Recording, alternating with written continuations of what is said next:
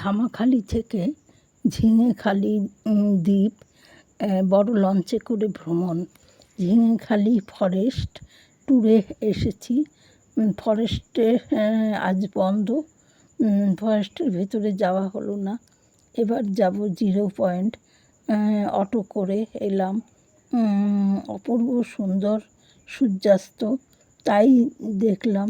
Jhingekhali forest beach সাজানো গোছানো, খুব সুন্দর। এখন যাচ্ছি হরিখালি, রায়মঙ্গল নদী ধরে এলাম। খাড়ির গা ঘেঁষে এসে চলেছি।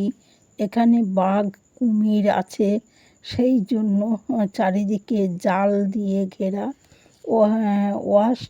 ওয়াচ উঠে দূরের অপরূপ